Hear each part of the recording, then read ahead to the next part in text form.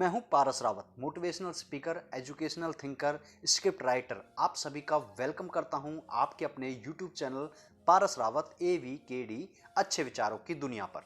रामायण अपने आप में संपूर्ण महाकाव्य है जो संपूर्ण मानव जीवन को किस तरह जीना चाहिए, उसकी पहचान किन कारणों से होती है, उसके गुण कैसे होने चाहिए।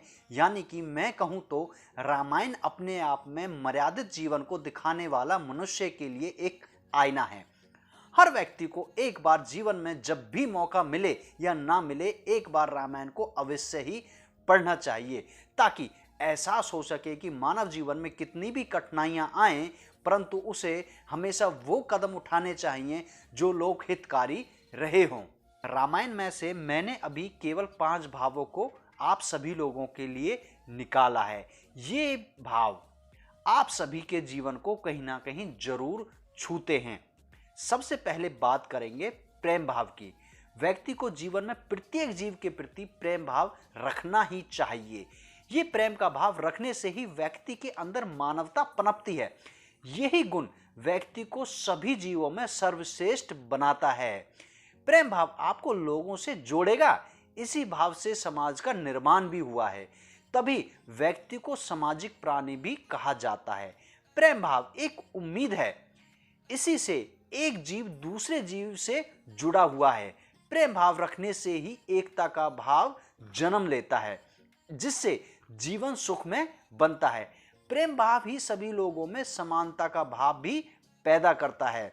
इसी भाव के कारण श्री रामचंद्र जी ने वनवास के दौरान हर तरह के जीवों को अपनी तरफ आकर्षित किया और सभी का उद्धार भी किया, और सीता माता जी की खोज जिसके कारण संभव हो पाई। नंबर 2 पे है सहयोग की भावना। व्यक्ति को अपने जीवन में सहयोग की भावना को हमेशा जिंदा रखना चाहिए।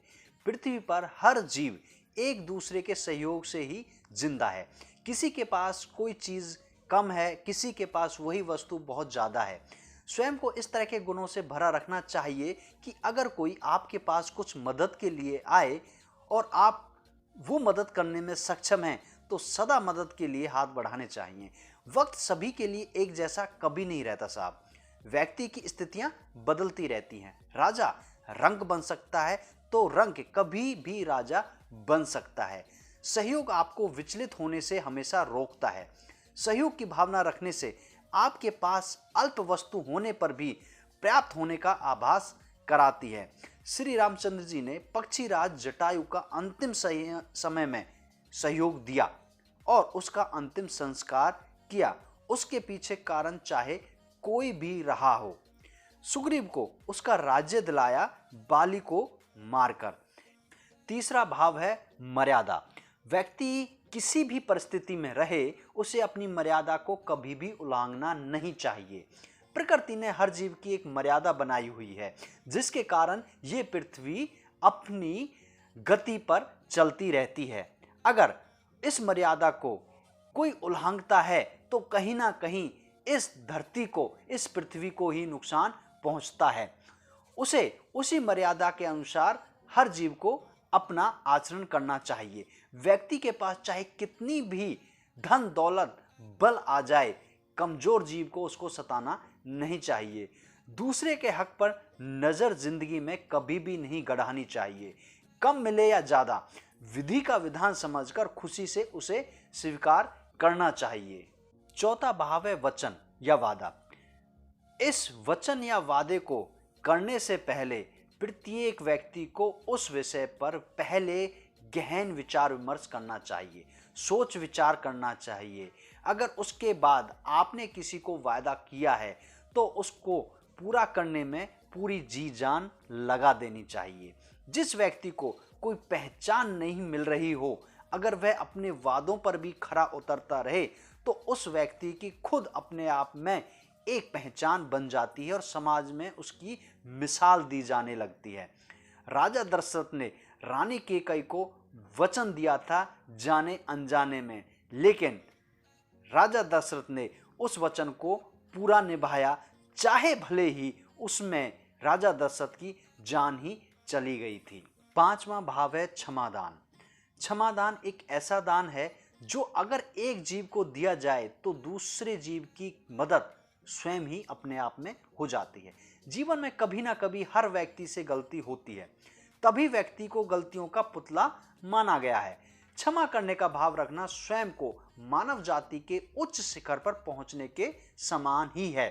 लाभ हानि, जय पराजय, जस अजस, ये तो विधि के विधान है, परंतु व्यक्ति इन बातों से कई बार इतना हड़बड़ा जाता है, वह सामने वाले जीव के प्रति बड़ा कड़ा रुख अपना लेता है। जहां उसे माफ करके खुद को अच्छा इंसान साबित करना होता है, वहां वह छोटी सी गलती के लिए सामने वाले को असहा तक बना देता है। दुश्मनी सदा नहीं रहती, कुछ वक्त के बाद आप उस स्थिति को पहचान सकते हो और उसे पहचान कर संयम से काम ले सकते हो। उसकी नज़र में आपसे बड़ा कोई दूसरा नहीं होगा। अगर आप स्थिति को पहचान के क्षमा रूपी दान दे दें तो समाज में इंसान से कितनी भी बड़ी गलती हो जाए, आखिर में साहब माफीनामा ही लिखा जाता है। भगवान श्री रामचंद्र जी का रावण से बड़ा कोई शत्रु नहीं था। जब श्री राम जी की सेना लंका पर आक्रमण करने वाली थी, यानी कि आखिरी समय में, उन्होंने अंगद को लंका में संदेश लेकर भेजा और कहा कि आप सीता जी को छोड़ दें तो हम युद्ध नहीं करेंगे, और जो तेरी करनी है, जो तूने अब तक किया है, उसको सबको हम माफ कर देंगे। आज के समय में अधिकतर लड़ाइयां जड़ जोरू और जमीन की ही रह गई हैं, अर्थात वर्चस्व, औरत और जमीन जायदाद। बाकी इसके अलावा सारी छोटी छोटी ही लड़ाइयां हैं। क्षमादान आपको जीवन में बढ़ाएगा। आपका हाथ हमेशा देने वालों में ही रहेगा और देने वाला समाज में उच्च स्थान पाने का हमेशा से हकदार रहा है, हकदार ही रहेगा। तो दोस्तों, अभी रामायण में से मैंने ये 5 भाव आपको बताए।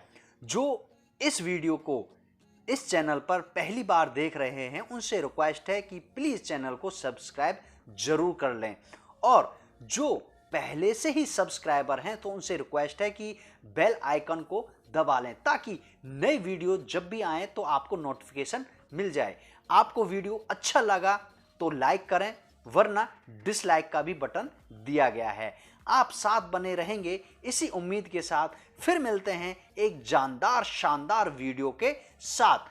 आप सभी का अभी तक के लिए बहुत बहुत धन्यवाद, शुक्रिया।